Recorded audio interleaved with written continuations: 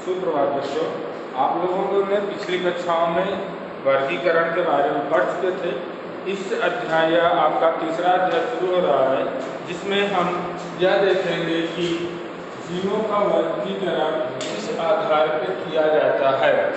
जीव जगत का वर्गीकरण मतलब जंतुओं को किस प्रकार से बांटा जाए, जिसके द्वारा वह हमारे आसपास रह रहे हैं उनको बांटने के लिए किन किन चीज़ों का, किन किन अवस्थाओं का या किन किन बेसिस पे उनको अलग अलग बांटा गया है। तो सर्वप्रथम हमारे जंतु जगत के पिता अरस्तु ने जंतुओं को दो भागों में बांटा। पहला था जंतु, दूसरा था पादप। ये सब चीजें शुरू करने से पहले हम कुछ चीजें आप लोगों को बताना चाहते हैं कि हमारे वर्गीकरण के बहुत सारे आधार हो सकते हैं। वो पोषण हो सकता है, कोशिका हो सकती है, उनका जन्म हो सकता है, उनमें पाए जाने वाले भिन्न भिन्न प्रकार की शारीरिक संरचनाएं हो सकती हैं, तथा इसके साथ साथ और उनके जीवन के वासस्थान के आधारों पे बेसिस रखे जाते हैं। तो अरस्तु ने सर्वप्रथम बांटा किसमें? जंतु और पादपों में।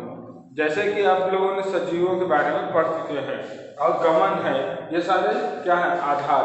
तो उन्होंने इस आधार पे जीवों को दो भाग में बांटे, जंतु और पादप। लेकिन इसमें बहुत सारी कमियां थी, जिसके कारण कि ये एक कोशिकीय है, बहुकोशिकीय जीव है।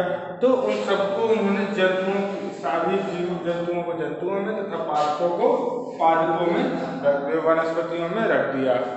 तो इससे हमें कठिनाइयां होती थी, जैसे कि कोई बहुत सारे एक कोशिकीय है, बहुत बहुकोशिकीय हैं, कुछ प्रोकैरियोटिक और यूकैरियोटिक वाले जंतु भी एक ही संग में हो गए।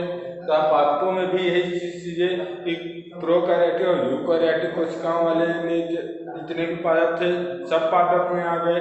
एक कोशिकीय या बहुकोशिकीय पादप जो थे वो भी एक ही जगत में आए।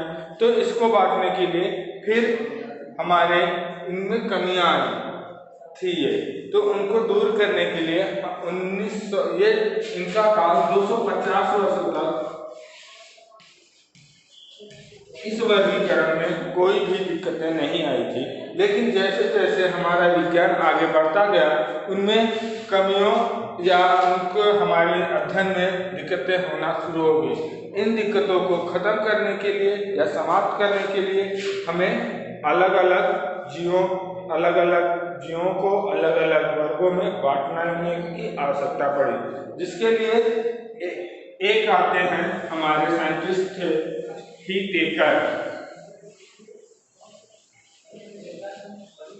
टेकर ने जंतुओं को 5 जगतों में बांटा था, जिसको उन्होंने कहा गया 5 जगत।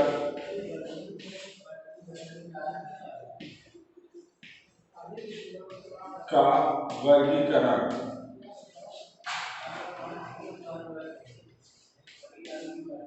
जिसमें पहला था उनका मोनेरा,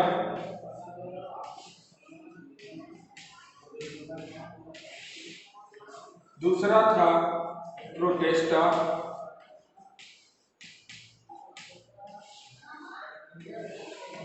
तीसरा था कवक, चौथा था प्लांटी,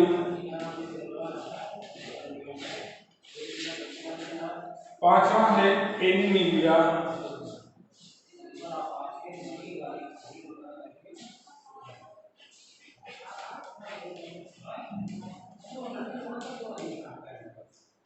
अब आते हैं इनको अलग उन्होंने किन किन चीजों के आधारों पे इनको अलग किया।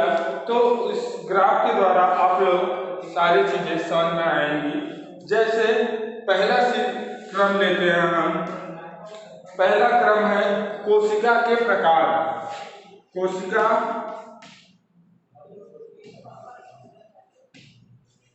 के प्रकार अब बात करते हैं कोशिका के आधार पर इन पांचों जगतों में क्या क्या अंतर थे। तो जैसे मोनेरा जगत जो था ये कैसे थे हमारे प्रोकैरियोटिक कोशिकी थे, प्रोकैरियोटिक या प्रोकैरिया।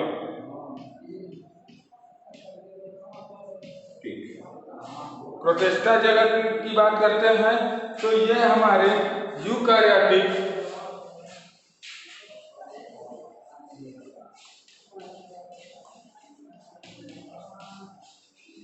मतलब ये सिर्फ एक ऐसा जगत था जो कि प्रोकैरियोटिक थे, बाकी सभी सेम यूकैरियोटिक कोशिकाओं वाले जंतु थे। इसके बाद उन्होंने दूसरा आधार दिया था अपना कोशिका भित्ति के आधार पर।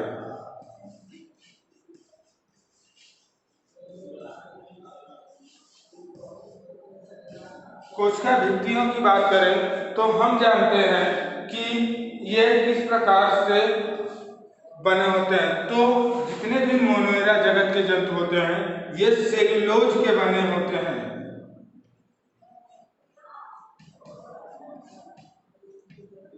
तथा प्रोटिस्टा जगत की बात करते हैं तो इनमें कुछ में उपस्थित होता है कोशिका, कुछ में उपस्थित तथा कुछ में अनुपस्थित रहते हैं।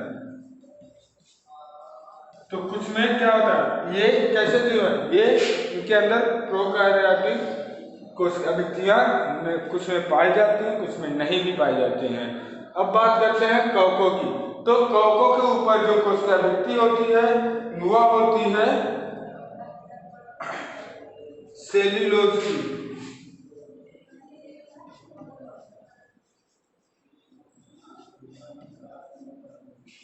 प्लांटिक तथा एनिमिलिया ये ऐसे जगत है जिनमें यह पाई जाती है तथा प्लांटिक जगत में भी यह सेल्यूलोज की उपस्थिति को दर्शाता है तथा एनिमिलिया में यह नहीं पाया जाता, कोशिका भित्ति जंतुओं में नहीं पाई जाती है।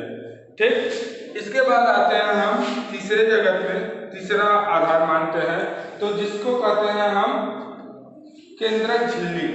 तीसरे आधार पे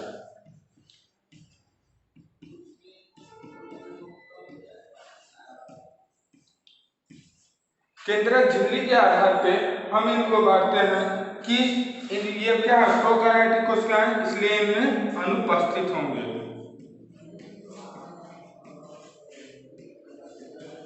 और ये क्या है, यूकैरियोटिक है, इसलिए इसमें प्रेजेंट होगा क्या, केंद्रक झिल्लियां उपस्थिति रहेंगी।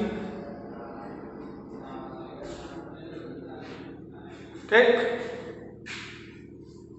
फिर इसके बाद उन्होंने बात की केंद्रक की।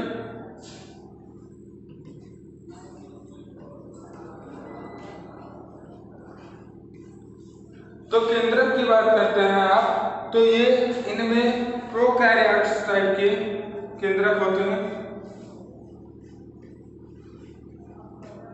और अन्य में क्या होता है, यूकैरियोटिक झिल्लियां पाई जाती हैं।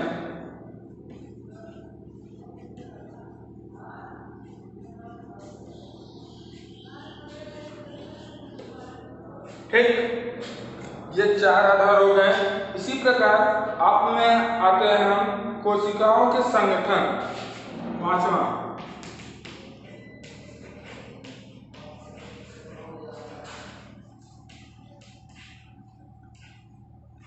कोशिका संगठन की बात करते हैं आप तो क्या होता है, ये एक कोशिकी है, एक कोशिकी, ये भी एक कोशिकी, ये क्या होते हैं, बहुकोशिकी होते हैं, ये भी बहुकोशिकी होते हैं, ये भी बहुकोशिकी होते हैं। इस आधार पे उन्होंने गमन के आधार पे भी, प्रचलन के आधार पे, तो प्रचलन मतलब आवागमन के मतलब वो एक स्थान से दूसरे स्थान पे जाने के लिए क्या करते हैं, तो इनमें कुछ में प्रचलन के लिए अंगक पाए गए, कुछ में कोशिकाएं पाई गई। तो इस तरीके से उन्होंने अपना एक चार्ट उपस्थित किया जिससे हमें यह पता होने लगा कि ये सारे जीवों में अलग अलग प्रकार के लक्षण पाए जाते हैं तथा इसके बाद भी हम इनको को कई भागों में और कई प्रकारों से अलग अलग बांट सकते हैं। जैसे कि आप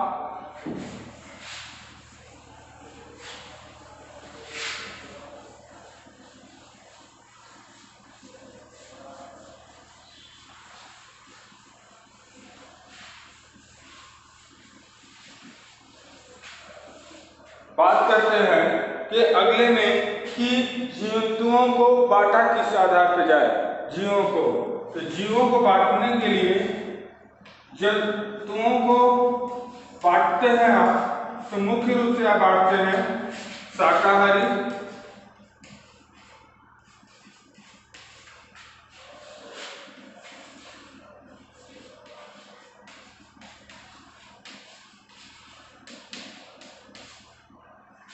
मांसाहारी,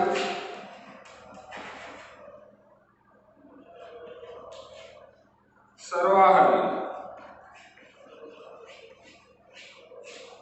ठीक, लेकिन आप फिर वनस्पतियों की बात करते हैं तो आप इनको बांटते हैं परजीवी,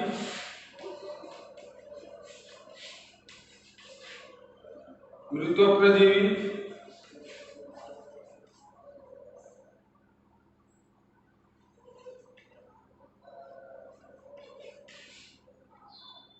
स्वपोषी,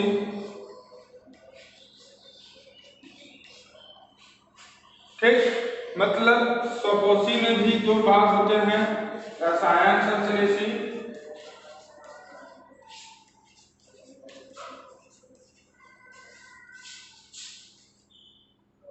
प्रकाश संश्लेषी।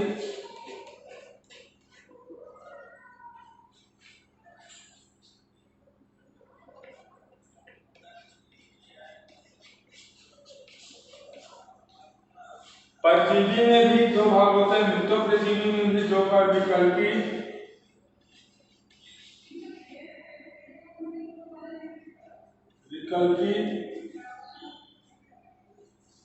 पूर्ण, यही भाग होते हैं मृतोपजीवी में, पूर्ण, विकल्पी। तो यह आधार हो गया हमारे पोषण के जंतुओं को। इसके अलावा आप बांटते हैं गमन के आधार पर जाते हैं, तो उनमें कुछ कशाभिकाएं पाई जाती हैं कि नहीं, फ्लैजेला पाया जाता है कि नहीं, सीलिया पाई जाती है, किसी में अलग अलग प्रकार से जंतुओं का वर्गीकरण किया गया है तथा इसके आधार पर हम इनके जीवन शैलियों को के जगतों के आधार पर दर्शाया गया है। अब अगले